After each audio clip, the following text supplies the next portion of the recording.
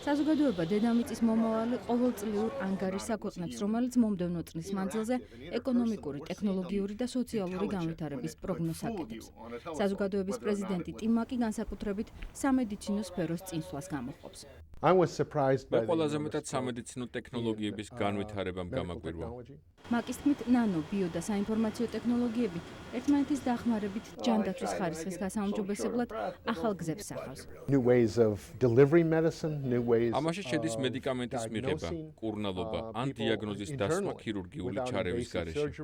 მაკის თქმით, ხელოვნური ინტელექტის ტექნოლოგიის განვითარებამ შეიძლება ცოტა ხანში ის გახადოს შესაძლებელი, რომ უნარშეზღუდულ პაციენტებს ყოველდღიური საქმიანობის კეთებაში ხმით აქტივირებული რობოტები დაეხმარონ. გარემოს დაცვასთან დაკავშირებით კი მან აღნიშნა, რომ კლიმატური ცვლილებები მანამ გაგრძელდება, ვიდრე რომ მსოფლიოს ქვეყნები ძალისხმევას არ გააერთიანებენ.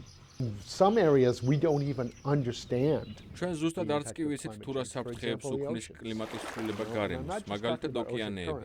და მე ოკეანეებში მხოლოდ დინებას არ გულისხმობ, არამედ იმას თუ რა გავლენა ექნება ოკეანის ტემპერატურის თუნდაც მცირე ოდენ ზრდას დედამიწის ფლორასა და ფაუნაზე. მაკი ამბობს, რომ მსოფლიოს კლიმატური პრობლემების ერთ-ერთი მთავარი მიზეზი ჩინეთია. ჩინელები გარემოს დაცვის წესებს უგულებელყოფენ. ისინი ელექტროენერგიის საწარმოებლად ჯერ კიდევ ქვანახშირს იყენებენ, რაც ატმოსფეროს გლობალური მასშტაბით აბინძურებს. თუმცა ოპტიმიზმის მიზეზიც არსებობს, რადგანაც ჩინეთში ახალი თაობა მოდის, რომელიც გარემოს დაცვასა და კლიმატური ცვლილებების პოლიტიკის გამკაცრებაზე ფიქრობს. ეკონომიკას რაც შეეხება, მიუხედავად იმისა, რომ ამერიკის ფინანსურმა კრიზისმა ბევრს ბიზნესის წარმოების უფრო ფრთხილი და უსაფრთხო გზები დაანახა, ეკონომიკური განვითარება კვლავ არასტაბილური იქნება. ჩვენ არ ვიცით, როდის დამთავრდება ან დამთავრდება თუ არა რეცესია. გარდა ამისა, ისეთ ძნელი სათქმელია, თუ რა შედეგს მოიტანს გლობალური ეკონომიკური კრიზისის დროს გატარებული რეფორმები და ცვლილებები.